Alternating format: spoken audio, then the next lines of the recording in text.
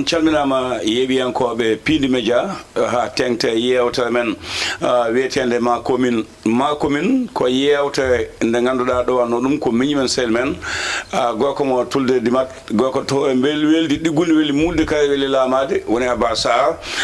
omon towane ɗanngal yewtere nde ganduɗa ko ɓuri hewde commune aji Sénégal ndewi ɗo commune nafoore mum waɗi fayida no feewi guila e commune territorial ha commune mixte ñande wonde ma en garta ganni ɗi lomtade Abbas weeɓani kono alay saago yewtere nde jokka kadi moɗo andi ɓooyata so Allah lamɗo jaaɓi faya ko e toɓɓe hande eɗen bismiɗo bandiraɓe men ɗiɗo hen goto ko Sadio Diaw wiyete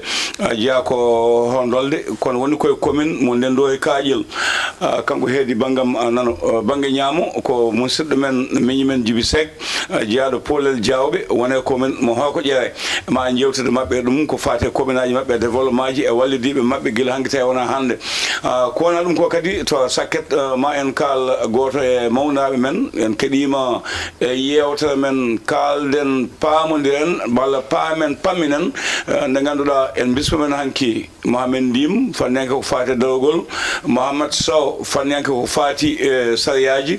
Alsan Mbaye Thiam o haalani en hol gonɗo Harouna Moussa Dia ko fate West Africa énergie manko memɗen hen wawi fodde foof sababude Harouna kalteɗo o jeeya ko Sénégal ko Afrique naji ko ɓiɗɗo Sénégal najo kono o jeeya koye région mo Matam o jeeya koye département mo Kanel e département mo musidɓeɓe jeeya o wadde caméra ko Djiby Dieng hande Hawwa Diagne arani omo wallodira e mbaɗi men hono mo ganduɗa kañum woni Mayna Diaw montata ko Ali Fall ko addi foof Sadio Diaw calmina bandiraɓeɓe. Assalamu aleykum wa rahmatullah bisimillahi rahmani rahim mawɗo Abou Allah jarama min beltima no fewi e noddago nodduɗa min ɗo won emin gar min gostiren haqqillaji e émission men biyeteɗe ma commune ko weltare mawde wonande min arde ɗo hande huccodirde e bandiraɓeɓe e ustirde men haqqillaji addude minen participation amen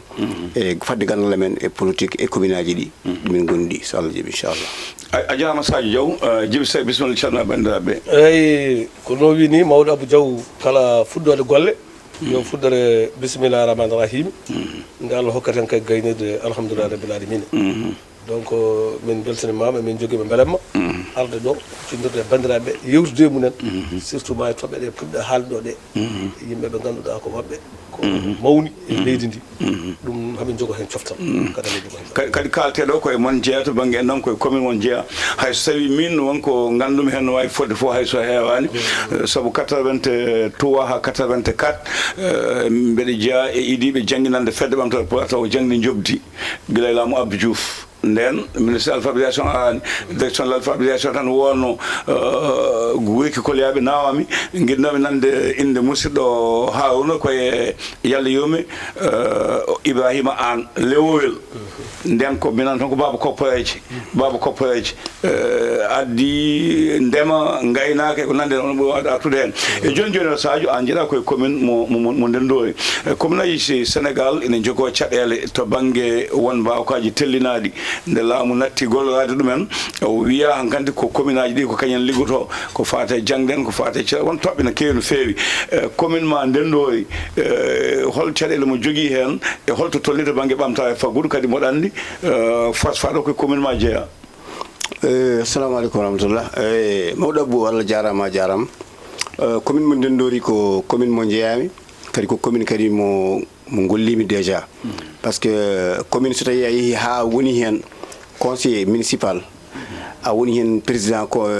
commission finance wonko gonɗa e commune he mi meeɗi jogade président commission finance mo commune mo Ndendori gomi toon conseiller municipal kadi mi gollidi e maire o e golle kewɗe to banggue fate affaire Alaji Basirou Doro Ly walla Yero Lidel kanko Basirou Doro Ly kanko woni Yero Lidel kanko guila en calminimo de passage kanko woni mo Allah addi e commune he guila ñalawma Ndendori waɗa commune haɗo gonɗen ɗo changeani maire guila e comité rural ha commune komo Basirou Doro Ly taw Allah waɗe jungo mum kañum jogui caɗele ɗe ene guudi kono kanko waɗa hen doole makko on waɗa hen fodde makko on waɗa hen mbawakaji makko omo ƴeewa tun saha fof mo ƴeewa addude hunde e commune he mo adda kadi mo waɗa saabu ñalawma ñande o jooɗi comité waɗa président comité rural haa ɗo gonɗen hannde ɗo eɗen mbawi wiide kala saaha wonko addata o waɗa e commune he taw wona ko laamu tottimo kanko wonko ganduɗa ko kanko yahata ƴeewoya partenaire uji kadi gara o sindore muɗumen après ɓen mbaɗa ɗum e nder commune he ko wayno dispensaire uji o waɗi poste santé ji o waɗi case de santé ji o waɗi hande ñalawma hande oɗo gonɗen ɗo ko ɓuuri temtude e ko ɓuuri hande wadde fayida hande nder commune men Ndendori ko Bassirou Doroli wadde décentralisé mairie ndi nayi ɗum Dande Maayo o jaggi commune Ndendori o fecci ɗum o itti pouvoir makko o itti en hokki argenté o maire makko mo ganduɗa ko maire Balade Niang kañum woni horɗonajo o wi mairie ndi o waɗi décentralisé hande état civil nana mahe horndolde mo ganduɗa kala pewno jiddu mum kam nene bappale le ganduno e barmacci kala jiddu fewnude yahata Ndendori ko ɗon e dare ma horɗode garta pewna jiddu ma ɗum ko hunde wande importance nde ganduɗa mi wawa wasde haala ɗum ɗo hande ɗum tan woni ko jeeya seeɗa e gueɗe ɗe ganduɗa mairie ndi golli ɗum so tawi mairie ndi dañino doole wallama laamu ngu nder noon koye seeɗa tan wallitiɗe lawol limen ma mairie ndi waɗa ko heewi saabu volonté woni woodi sabu ko wiyete volonté ko yiddinde e nan ɗon e mbawkaji tan woni ko satti ko ministére kono kanko minen kam min gandi kala halfina e aduna hande e aduna kala halfina neɗɗo halfina joguiɗo hunde seeɗa itte ko jogui ko watta ko hokkete ko adda ene walliti taw ko jiɗan ɗon aussi a jarama haɗema Djiby Seck a haali joni e commune aji kewɗi wonɓe Dande Maayo ɓe ina goyto wonɓe jeeɗoɓe ene goyto commune aji ɗi mbaɗa tan koye dow tali goɗɗo noon département Podor département Matam ha département ka ina heewi wadde onon on dañi fartangi on peccaɗama waɗa ko itta e dow tali he nawe Dande Maayo gam joftoɓe toon ɓe gogo waɗama saabu état civil o fecci ɗum o itti hen feccere o faari ɗum Dande Maayo o andi ari toon nde wuuro ngo itti nokku hokki état civil o yo mahe ɗo nana mahe actuellement ɗo gonnen ɗo so mahama gasi état civil o ko honɗonde wona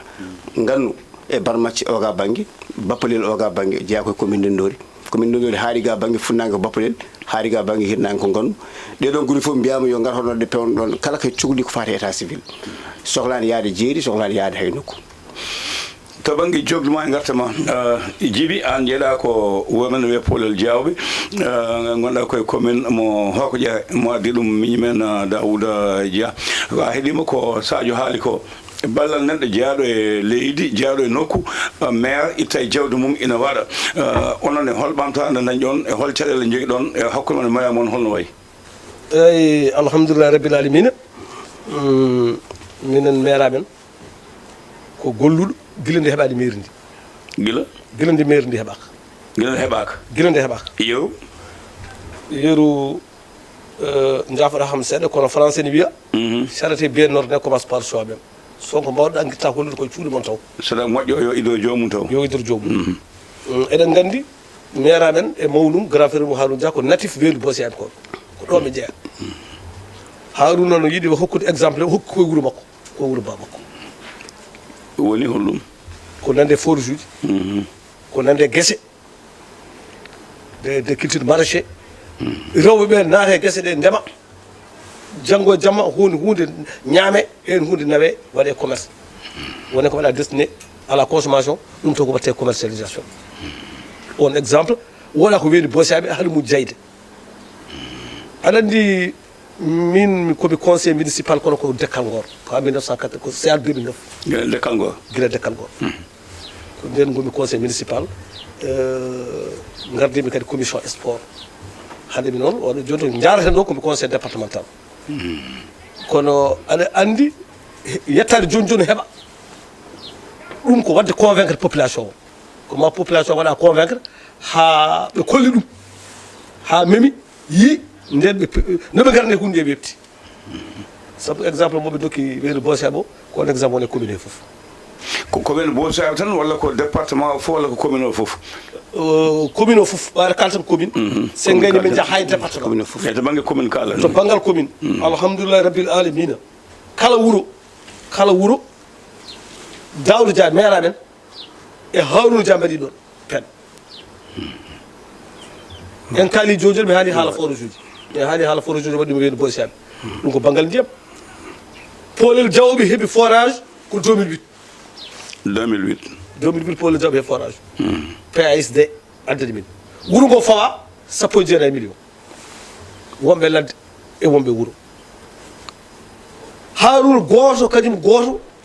e dawde min jum gaddi 8 millions taw e taw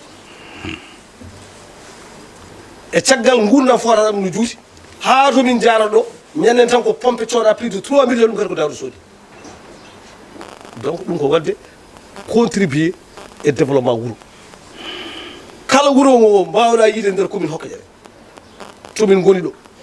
sa a waɗanti woydu mbaɗanɗa grillage mana coɗaɗa moto pompe won tan ko waɗa gurɗe faade kawri ko village ɗo e amo saabu commune Hokkadiere ko commune jogui balɗe regorgé 22 communes et 9 amo kono ala wuro e ala amo mo permaɓe arani ɗon ɓaade ɓe mbaɗi guilne noon ɗum tagui nomin gari hamin ƴeewa commune o noɓe gari haɓe ƴeewa commune o nde gueɗe berti saabu ko commune guiliɗo yande e juuɗe mabɓe guila 2008 guila 2008 ɗum noon ala ko addan ɗum webde ko golle ɗe nde wono yimɓe ne jiiɗi wiide ko wiyete concret haala ene moƴƴi kono saaha gollal ko gollal wawi wadde hunde il faut mbaɗa yimɓe convaincre ha yimɓe gomma kooloma dokkuma noɓe telle tere ɗe on sanga ɓe gonani par ce que mane yiiro kay on kay wona e laamu woni wona e laamiɓe wondi i kono noon sa hokkama résultat o andan population o koko waɗa convaincre ha rokkiɓe oɗo résultat donc firti minen commune amen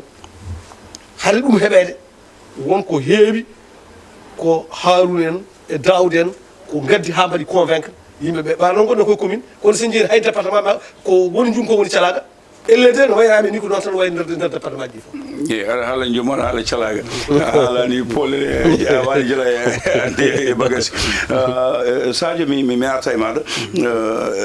heewi ko caɗele goodi wiya yo ɓiɓɓe leydi ndi yo mbat a haali maire o an haali Daouda a haali Harouna beele ne jogui woɓɓe yarlitiɓe ɓe ganduɗon sa e sa foof en mbawa limtinde foof addoɓe juuɗe mumen sahade caɗele ngo taw wona politique saabu en kaldi joni ko gueɗe politique soit kono bonni gueɗe ɗe hannde ko kala ko mbaɗɗa wiye ko politique gaga ceerno yeero liidel o beele won woɓɓe kadi ɓe ganduɗa ɓe teskiɗa hewɓe addani ɗon balle so tawi jañi saabu eɗen gandi eɗen kewi caɗele bon limtuno weeɓani hay limtude weeɓani ko ɓuuri hen wadde important aɗa min woni probléme am ko probléme min ko probléme goto joguimi min hay hunde mi wonano mi natano e hay hunde e banggue gurdam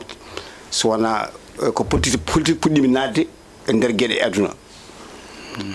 ɗum tagui comprimi ko politique min nanimi politique ko Daouda e Harouna ɓe nanimi politique min ko 2009 puɗɗimi nadde politique ɗum tagui mi andi humpirnoki gueɗe ɗe kono ko nanmi politique faade hannde mi yiyani neɗɗo ordinaire neɗɗo simple tan mo wonani hayde hunde tan ene jagga ene walla yimɓe puɗɗimi yiide ɗum koye mabɓe koye Harouna e Daouda puɗɗimi yiide neɗɗo mo ala hay hunde jogaki ndomba jogaki laamu wondani e laamu ene addana miskineɓe balla ko ɗon puɗɗimi ballal fuɗɗinade e junggam ko ummade e Harouna 65 capanɗe jeegom e joyi haɓɓere grillage haɓɓere fof ne waɗi 25 métres fodde 2000 métres ujunnaji ɗiɗi métre fodde 2 kilométre adda wiya wonde yo waɗe yo hurlire guese woto bonnede ɗum adi nadde e junggam e nder politique nangumi gaddami wuuro mbimi wuuro nde he ɗum ɗo kaari hokki on tawi ummi koye Harouna e Daouda en nde hoto ɗo wulliti wonde ene jogui dowgol yiɗi dowgol hurle min kalani Daouda ɓe coori grillage o adda grillage mo 2 kilométre jagga hurla nden puɗɗimi addude hunde dokkal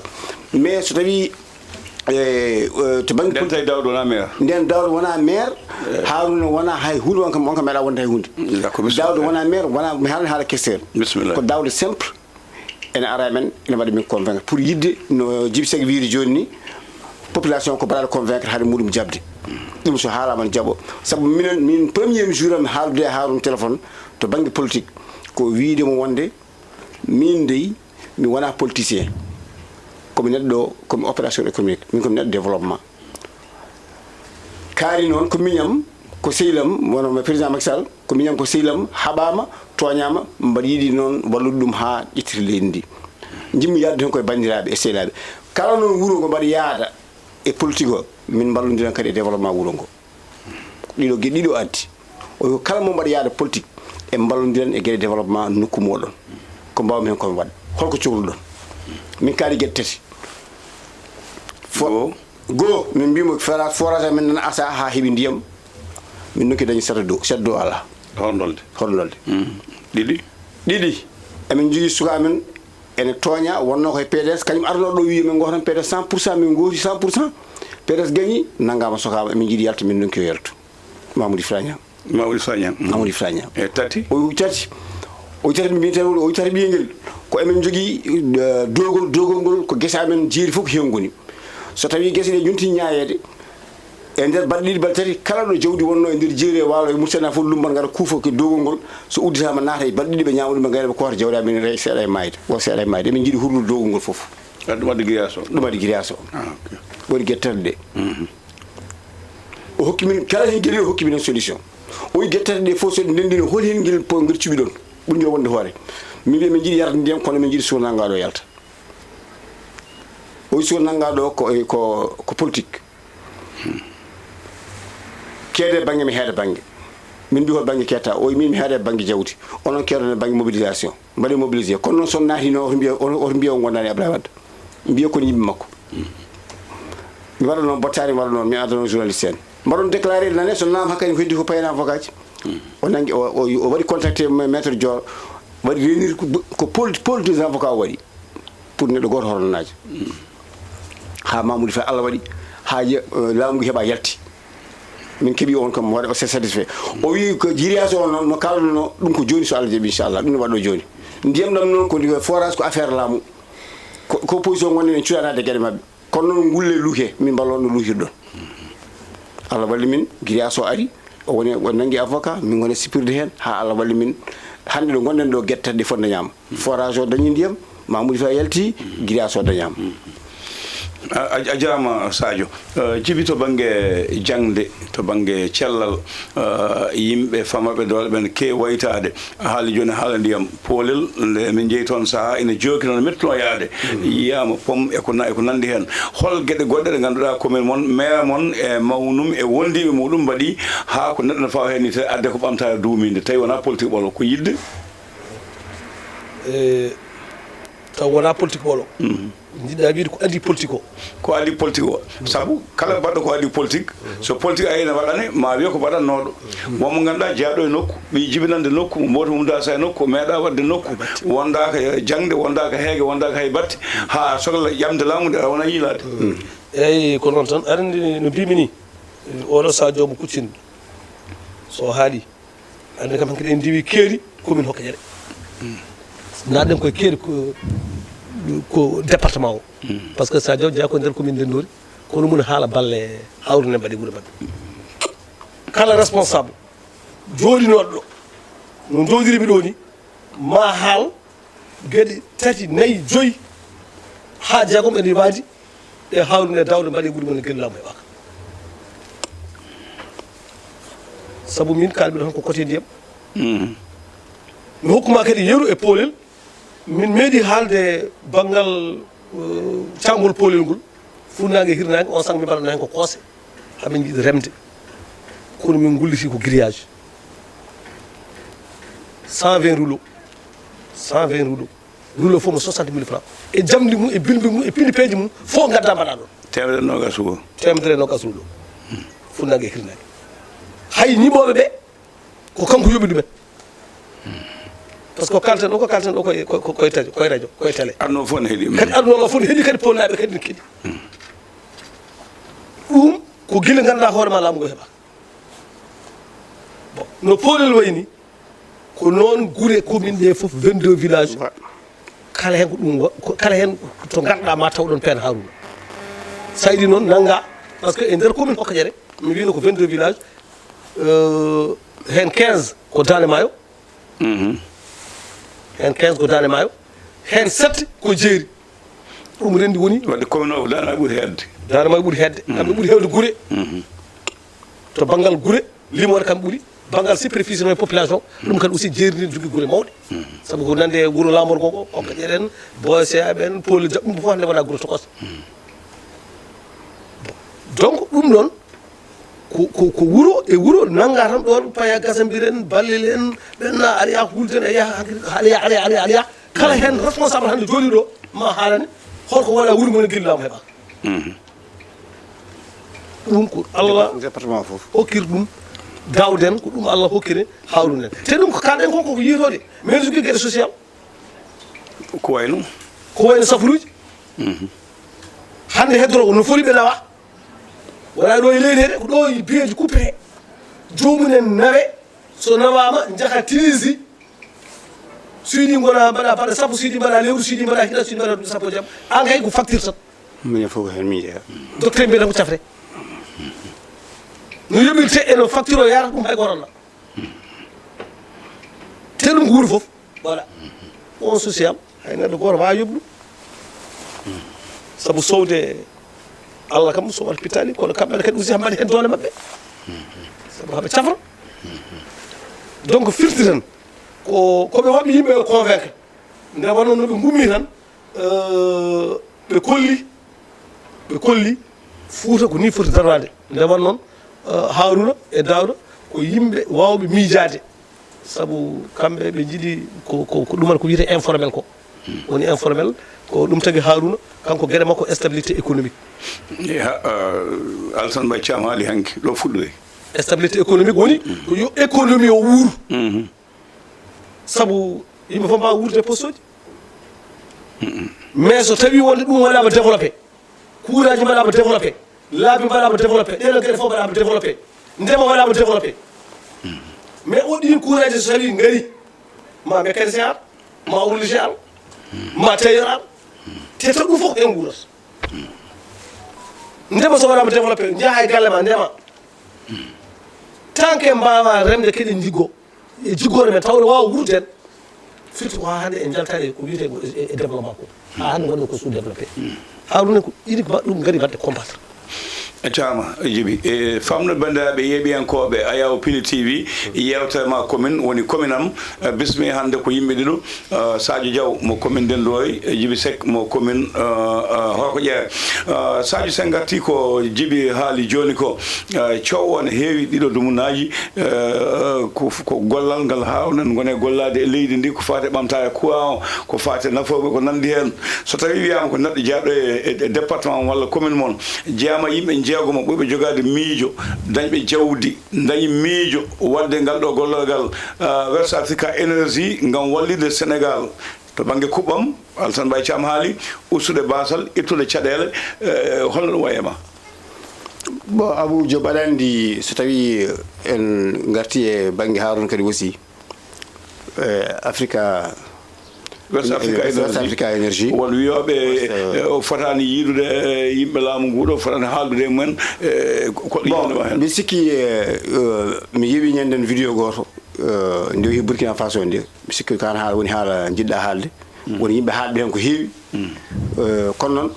neɗɗo fof haala ko haala gandal men jogui yimɓe kala ko haala fodde gandal men ɗo tolni neɗɗo fof haala ko andi ay neɗɗo a wawa ñawde neɗɗo ma anda kala nde ñawɗa neɗɗo ma anda ñawata ko erreur tawde a ñawani golle makko ñawata ko kanko hoore makko sa andama tan sa ñawima artu a juumat c'est que il faut yimɓe il faut yimɓe ganda Haruna ganduɗo Haruna titi hooli Haruna e holno woni koni idi Haruna ko on wawi ñawde Haruna c'est que aɗa andi ren fof en jii nde warde colonie sénégalaise wonɓe Burkinaɓe kamɓe e Ousmane Sonko omo wawno yiide Ousmane Sonko taw wona e dental kono ɓe jindiri koye nokku mo ari mo arde délégation Sénégal naɓe en tant que sénégalais mais e haala makko haalani toon haala faatu koye politique o haala ko haala ko fof guila fuɗɗode ha wottode ko haala tan ko haala ɓamtare développement o haalata par ce que o haala toon haala wonde e central o waɗino bloqué so central hande central poɗɗo Africa Énergie oɗo so waɗi bloqué hol ƴewoyten ko premier ministre walla président de la république ɓe mbawa ɗum débloqué o adi yiide ko Ousmane Sonko haala no waɗi ɗum débloqué bon sen gumima toon en gari ga en central oɗo hande so tawi wiyama 25% o e kuɓam leydi ndi omo nanna ɗum hen ɗum so tawi waɗama holbaɗo bénéficié est ce que ɗum ko politique ɗum ko wona politique saabu min so tawi facture am o aranno ko ujunaji ɗiɗi lewru ma mi joɓi ujunere temedde joyyi ha temedde joyyi kedde mo naati e poche mum naata koye poosam min o so tawi courant o ɗi joɗono saha fof ne coupa e ruji waɗi tati courant o ne coupani en fonno coupude hayde coupude en jii courant 24 heures semaine jii courant holmo baɗo bénéficié tayor joɗotonoɗo guila subaka hay to ala courant on waɗat bénéficié soudure métallique o joɗotoɗo ñifo courant joɗo ala courant dañi waɗande bénéficié ɗum ko général ɗum ɗo ko yimɓe fof ndendi ɗum wona politique wadde central poli ni yimɓe fof ne ndaara ene huɓɓanade jeeyge yimɓe ne kutoro ɗum wona politique a faami kadi Harouna eɗen mbawi wiide Harouna meeɗa wadde politique par ce que holko woni ɗum ko woni meeɗa wadde politique neɗɗo so waɗi politique waɗata politique ko baɗo politique wuuro hen walla baɗo politique ha gasi yiye hen kono baɗo politique ha gayi yalta heɓaɗa jooɗo on wona politique waɗata kala politicien mo jiiɗa ene waɗa politique wonko dartata hen kanko tan woni baɗo politique mo ala ko darte politique wona ɗum ko noon won mi yiye vidéo ji he won sofnuɓe pour que mo haalde Sonko way hon noon mais o haaldani Sonko par ce que en tant que opérateur économique en tant que homme d'affaires en tant que joom kaake nannu kaake mum e leydi ene liggoro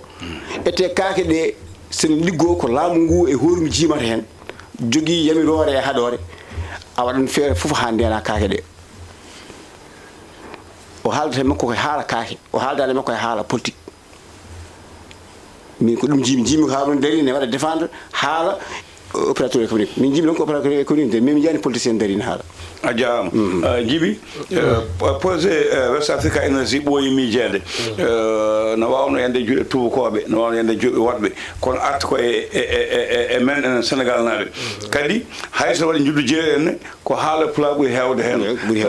Allah hokken noon fattangue kadi ene wawno goɗɗo wona ene naata hen waɗa action ngaji ɓurde kewde ko hawno sotten ko ɓuuri hewde aji hade yaltade neɗɗo goɗɗo nadde e nder ɗum to banggue ngal gollogal an neɗɗo jeeyaɗo e nokku mo jeeɗa settima waɗi hunde e nder commune ma e département guila waɗani hol gartam jiiɗa hen eyyi ko waɗi fof kam ko ɗum belemma kadi ko ɗum fierté saabu neɗɗo mo jeyɗoɗa so waɗi ɗeɗo gueɗe ɗum ko fof beelama wonandema ko heddi ko noon mbiɗa faami ko tagui yimɓe kawji seeɗa ko saabi ɗum ko Harouna immigré tan hono ni wadde gueɗe ɗiɗo peeluji ɗum ene mbawi koto makko ɗo fuɗɗi saabu immigré tellade ene adda forage uji tati nayyi wuuro bawmum hokko noon exemple taw immigré yaade e département kurɗo wuuro e wuuro e billel so wona moto pompe ko woydu so wona woydu ko grillage waɗa ɗum sampa yimɓe jiiya immigré gaddo ambulance uji ene waɗa posé immigré ƴettoɗo yimɓe ne safroɗi ɗum ko ɗum haawi yimɓe seeɗa kadi hannde kama waɗi ko ɓuri ɗum par ce que énergie oɗo West Africa énergie oɗo to jareten ɗo sinno wonano kanko hannde tawa coupiriji ɓurde saabi mbiɗa noon i ko ɗum ko wona meeɗa tan laamu nguni heƴade barisi ɗum ko barisata wona ɗo ko coupiriji te Sadio haali so toyi coupiriji kuura gari ko caɗele goo ele walla ɗiɗi enen fof en jiiɗo ko jomnoɗen kuura hanki e ko joɓeten joni mi haaldeni Abou Gaye ñanden min dukti hen no feewi mbimomi min kam mi andano ni so haala Allah mi andano cikkanno noon ko laamu ngu usti wonde courant o ɗo min kalno ñanden mbimomi min jawɗa capanɗe jeetati ujunere capanɗe jeenayi min jooɓi o wi kam toka Abou Gaye level communication toka cabɓuɗe so courant artima won temedere ujunere kono mbiɗa ƴetta Allah ha joni sotaw ngabɓuɗo hanki tan gomimi Sénélec mo ƴetta madame Ly jeeyaɗo Mbolo Birane madame Ly kanko ardi ɗo ko neɗɗo moƴƴo no feewi mbeɗa yettaɓe no feewi so tawi kam ko ni soya yeeso no moƴƴi machallah vraiment ko ni wayi Abou Diop on centre nucléaire hande o ari ko faabade yimɓeɓe haaɓe keewi soɓe nayo soɓe joyo soɓe jeegoma mais alay saago noon kala sappireji darna wonde gonɗal mbaɓe eɗen gandi kay noon pouvoir hoto heɓeteno ɗe hewɓe kay mataw naate combat he goto fof ko tolni to niveau mo daw ɗon haaɓa kono eɗen gandi kay lieutenant ha wonno e nder oɗo West Africa énergie o Harouna woɗi lieutenant o to banggal balal to banggal ardade to banggal garanteji e banqueji ha ɗum heeɓa kadi jafoɗa Sadio merta hen yimɓe heeɓe kullel saabu goɗo eɓɓa ko guila e laamu président Macky Sall wiyoɓe hawno ko sehil président Macky Sall mbayi o ƴettano e kaake laamu walla ala ko ñamlino Alassane Mbaye Thiam laɓɓini nde nguɗo laamu yuni ƴeewi ha laaɓi tawi ko wañande mabɓe tan ha laaɓi ko ɗum e mbaɗir ɗum an hol yiyande ma hen sinno ina wanno ko laaɓani beele nguɗo laamu ne jooɓa accu ɗum yawta mais Abou Diop ɗum c'est clair ɗum laaɓi mi haalanma attelma ɗo gonen ɗo jaaten ɗo kala neɗɗo deeƴo kala gaccaɗo yeeti hay batta waɗani kala bannoɗo kala baɗɗo hunde eko ɓenni ko haalama te haalaɓe ɗo ɓe ko haala ko gila affaire fuɗɗi gila ɓe jooɗi ha joni ɓe indi mumen kaala e wonde mbaɗi hunde ɓe ha gasi ɓe goɗɗo haaltata caggal mum ko haalata noon ko haalama gasi kala ko won kala bannoɗo hunde haalama ko heddi haala ko fof sikku walla e noon mbeɗa andi saabu mbaɗa andi no ɓe jarata ni c'est à dire oɗo régime no ɓe jarata ni hadara maɓe garde o ɓe mbawa woppude ko foti no Harouna Dia anani dey ene jeeya e laamu Macky ene woni acteur politique mo ganduɗa horantejo e nder laamu Macky Sall ene mbawi ko horantejo hen Djiby haali joni kanko wonno toon liyetna yimɓe mbawa woppude liyetna o tawa haala mum haalaka tawi jumni moddi hen la preuve mi haalanma aɗa andi Harouna ko tagui addimi widne o ala hen Abou Diop min wona goɗɗo haali min ko Macky Sall jooɗi Macky Sall ne haala mbaɗa jooɗi sal palais biteɗo Sénégambia sal Sénégambia ɗon Abou Macky Sall wannomi recevoir kanko haaldi hunde makko mo haala mbaɗa hiiɗi o wi no laamu ngu heɓande o adi noddude ko Harouna o wi mawnam laamu ngu heɓama joni noon ƴeewno mbaɗen ara wallam jinmi ko Harouna Macky Sall wi jimmi ko somaɗa yalta janggo leydi ndi yo leydi ndi ñaawama e gueɗe tati jangde e safara e ndema jangde safara e ndema jangde e safara e ndema so mi fewnani ɗeɗo gueɗe yo laamu yo leydi ndi waɗa sanctionné ɗum jinmi taw ƴettirde leydi no yeeso président Macky Sall wino o wi ndema ka noon kolimi hen ko an wonɗa ministre de l' agriculture mbeɗa andi sa jogonima gueɗe ɗe ma gueɗe ɗe jaaru yeeso o wi Harouna wimo Macky winamo o wi wonde ko an Sénégal naɓe gotani ko an Sénégal naɓe kooli an laamoto laamu waɗa gouverné min hay wonimi sohlani hen mijam noon saɗa sohli mijam namdomi kala kaɗa waɗa sa haalde sanami mijam mi haalante andi on sohlani biyaɗo yo ar ƴetta wiiɗa on sohlani président Macky Sall haalde ɗum ɗo hunde mum ɗum koye dabba par ce que haala kane juuti kono ɗo tan ɓuuri raɓɓide pour ganduɗa kanko o ala hen nder o ala hen boowal jaama Djiby Dieng nana nana wiyami joni noon Abou Diop seeɗa jimmi jokkude jimmi wiɗama ko en joyi gueɗe hen sahaji mbiya ene haalni hen sahaji mbiya jarani kono noon ene haalni woni wiide ne jooɗo ene haala gueɗe ɗe Harouna Dia en mbaɗi e nder département de Kanel walla e nder région de Matam walla e nder Sénégal ɗum hen sahaji jarani kono hen sahaji ene jari pourquoi par ce que hen sahaji jarani kono Djiby Seck wi joni ni kala wuuro e nder département de Kanel kam mo ganduɗumo mbaɗa maîtrisé o kala wuuro gonɗo e wuuri he o ene wawi yaltude daro mema walla holla yimɓe wiya wonde ko kalno joni e horlode ko guri ɗi mum département Kanel wuuro foof ene wawi darade haala ko Harouna Dia waɗi e nder département he andu kam so wayi noon jarani kene haale par ce que yimɓe fof ne ganditi kono noon ene jari haalde par ce que ɓe mbi so tawi a waɗini neɗɗo teddugal omo limta yimɓe o limtanima hen sa limta añma a dromo ɓe mbi ñande bandiraɓe ma dawri aybindema ñande hen wasade en dagui ɗum addi kaɗo haala ñande bandiraɓe ma dawri aybindema a jalta mbasɗa kaɗo dagui mbiyaɓe pourtant min noon mi waɗini on naggam waɗini on naggam jarano haade kono soɓe darima ubbude golle ma tan jari hakkadi jalta kalnaɓe wonde ko mbaɗanɗaɓe ɗum woni wasade nde yontitaɗe woni ɓe kaalani yimɓe ne jiiya kaalani minen emin gandi min kaalani emin gandi kadi ɓe gandi par ce que minen maɓe gonde guuri he emin gandi ko kewi guuri he Djiby Seck haali ambulance uji grillage uji guesse ɗi forage uji ɗi ala hen ko haalani ala ko Djiby heddi fof haalani haali te gueɗel hen foof ala bawɗo darade hande départ Kanel guuri ɗi mum biyo wonde minen mbeɗemi jeeyami wuuro naggam Harouna Dia mbeɗa wuuramen hay batte so on sene woodi koye tila kalten so tawi on ne woodi e nder département Kanel walla ngon wuuro ne woodi yo goto yalti ngon wuuro wiya wonde min wuuramen ko wuuro naggam Harouna Dia meeɗa wadde ɗo hay hunde a jarama Djiby yewtande woɗɗoyi musidɗo no wiyami guilnane koje maji ɗi keddi ko seeɗa salminde bandiraɓe foof mi meeɗi wiide ceerno Mamadou Bassirou Sall jaafuɗonmi ɓe waɓeno Dawoud en mbimi e yewlidele woɗɓe mi anda kono marketing moƴƴata banggue leñol kono marketing mo wona moƴƴata banggue dawgol ɓe mbiyata ko saabi mbi Mamadou Bassirou Sall so tawi commune wurnata ɗum ko laamu wurnata ko neɗɗo o wurnata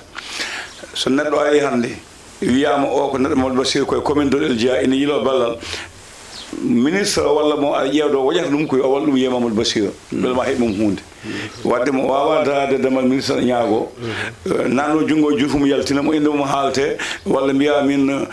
komi neɗɗo Daouda Dia jomum wima aɗa yinno addino wallede wima walla mi yiyamo eɓe jogui caɗele no feewi ɗum ko marketing muuso no feewi wadde onon ɓe ganduɗa hannde o on kaali commune aji moɗon neɗɗo moon ballannoɗo on daraniɗo on so memama wiyama ɗum ɗo est ce que wona politique holno ɗum wayata e ma bon aɗa andi ko mbiɗa ko noon kono noon politique hay politique moƴƴo no woodi politique ene wawi hannde ko doole goɗɗe ndentata ha mballuma sabu mi meeɗi teskade grand Harouna haali konngol gotol o wi kanko o jooɗi à un certain moment waɗi waktu o jooɗi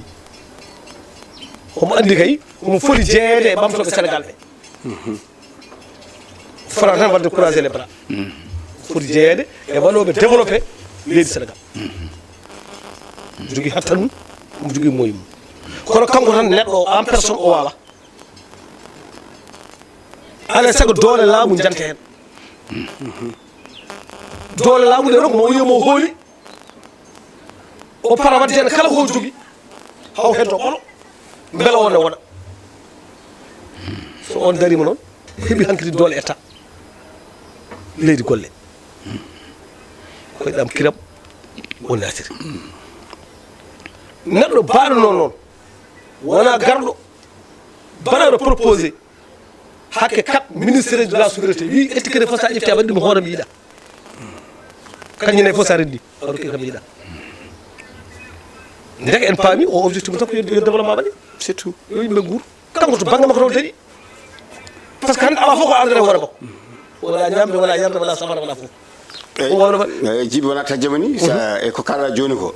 e sa ƴeewi e nder konngol Sonko wimo ko haali ko ene yaade ko kalɗa joni ko Ousmane Sonko wimo aɗa wawno maɗa immeuble uji maɗa ma galleji ma aɗa kesso loise ma aɗa ñama keɓa banggue ma jodda kono pourquoi woñma koye Sénégal heɓe courant